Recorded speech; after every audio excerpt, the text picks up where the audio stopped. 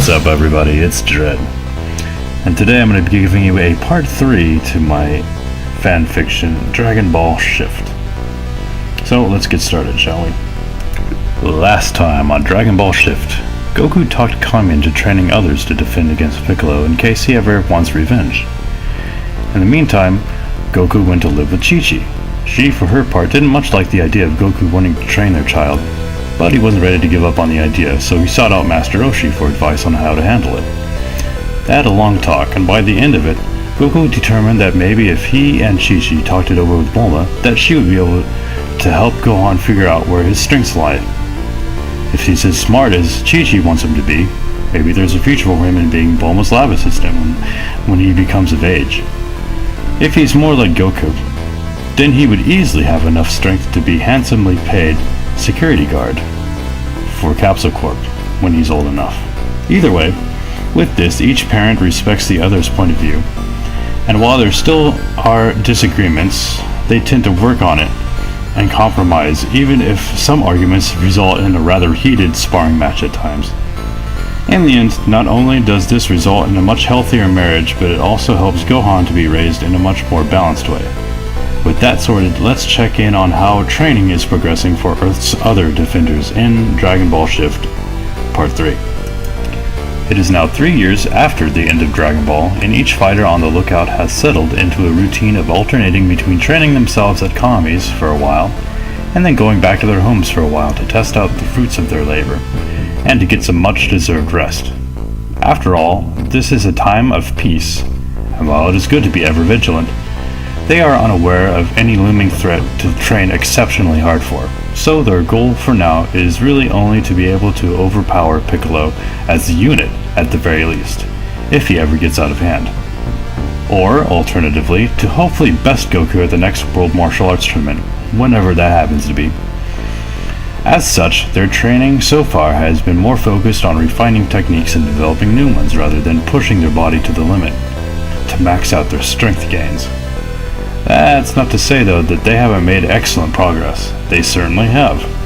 By now, each of them would be a solid match for Goku of 3 years ago, with some perhaps even able to beat him. As for Goku, he's been taking it easy, yeah. Yet, what he considers taking it easy would be a healthy training routine for anyone else. So yes, he is also stronger than what he was 3 years ago, but the gap between him and the other Z-Fighters is not what it once was. Goku is focusing much of his efforts on training his son, while making sure to hold back enough not to seriously injure either him nor Chichi. But he feels at peace and fulfilled with being able to do this, so he's very much enjoying his peaceful life all the same. At 2 years of age, Gohan walks, talks, and even throws a surprisingly good punch for a toddler. Although he loves playing with his dad, he'd often rather be at Aunt Bulma's house marveling at the gadgets she's been developing. As for Bulma, she actually loves having Gohan visit, and seeing his little eyes light up renews her own passion for science and exploring the unknown. Considering this, she has been toying with the idea of space exploration and has various prototypes for spaceships in the works, based on a mysterious space pod her father discovered years ago. Gee, I wonder whose that is.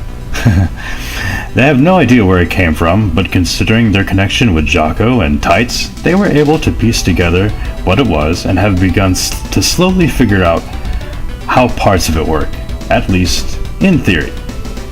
With this, Bulma has also begun work on various machines to train possible candidates for space travel, one of which being, yes, a gravity simulator, though she hasn't worked out all the bugs just yet. Yamcha is more than happy to help her test it, especially if he gets to show off how strong he is. 3 times Earth's gravity is nothing, babe. Man, if I bring the Titans over and train them in this machine, none of the other teams could touch us. Bulma rolls her eyes at his antics, but she's glad to see him taking his training seriously, at least as serious as Yamcha ever gets. As for Krillin, he has his own method of training while away from Kami's place. Although normally Roshi would no longer be able to hold a candle to Krillin in his current state, turns out that Roshi has been holding out on all of them, and still has a few tricks up his sleeves. Namely, when Roshi bulks himself up, he's actually able to absorb Krillin's blows with minimal to any damage. There's a reduction in speed, of course, but seeing his students train has lit a fire under Roshi, and he's been working to improve the technique. Krillin takes note of this and has slowly been developing his own version of this technique, while keeping it secret from the others. After all, should they ever face each other in the ring again, Krillin doesn't want his friendly competition to know everything he has. Tien is probably the one that spends the most amount of time at Kami's. It really isn't that much different from his mountain home, and he prefers the solitude.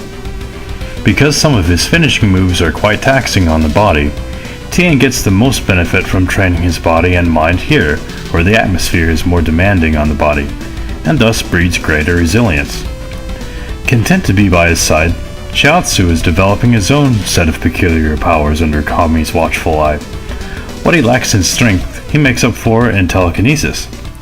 He's developing a fighting style that combines the physical with the mental, the combined force of which, while devastating, is also extremely taxing on the state of the user, and thus must be used sparingly. Kami has observed that while Tien has the discipline to be a guardian, he still struggles with the mental purity it takes due to his former years training to be an assassin for the Crane School. Chiaotzu may lack the maturity to take on such a daunting task, but his heart is easily more pure due to his innocent childlike nature. It would appear to be their positive influence on each other and everlasting bond of friendship which makes them a possible perfect candidate for a dual guardianship, with both of their minds and hearts working as one in tandem. Now, because we haven't quite gotten to the Z portion of the story yet, I don't necessarily want to give you guys power levels per se, but I will kind of break down who has what type of strengths when it comes to battle. So let's take a look at it.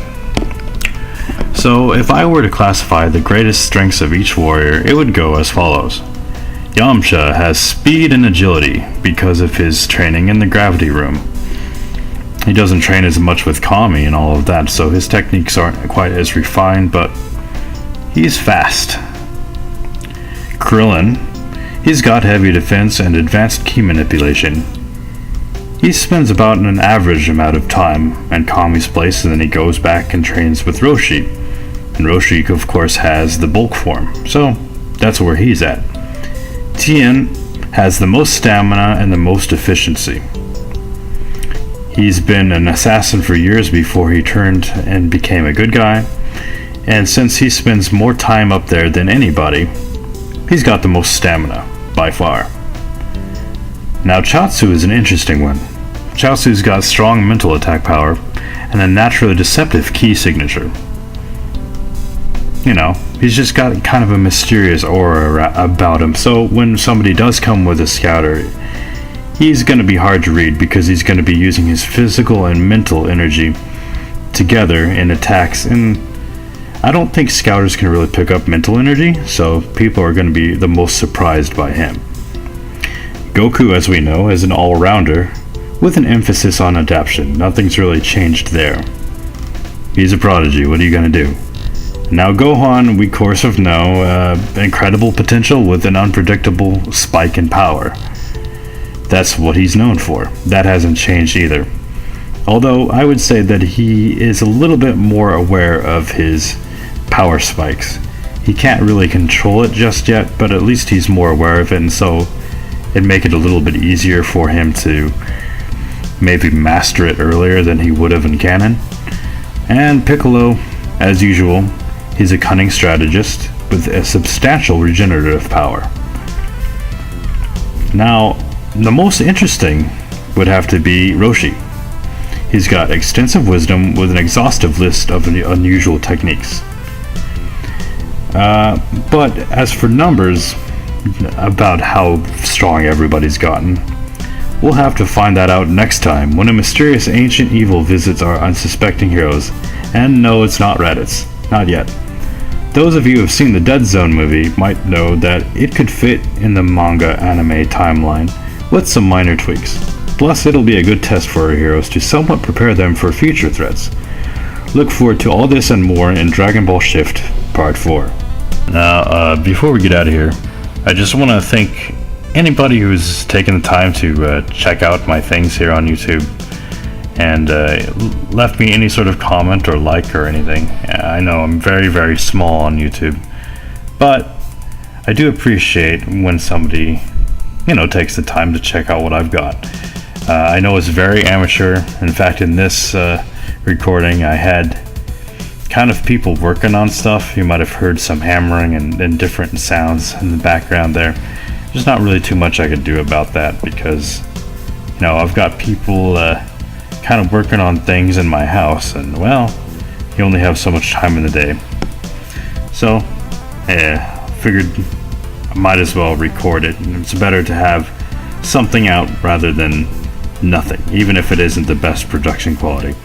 So, there we have it with that. So, I guess until next time, guys, take care.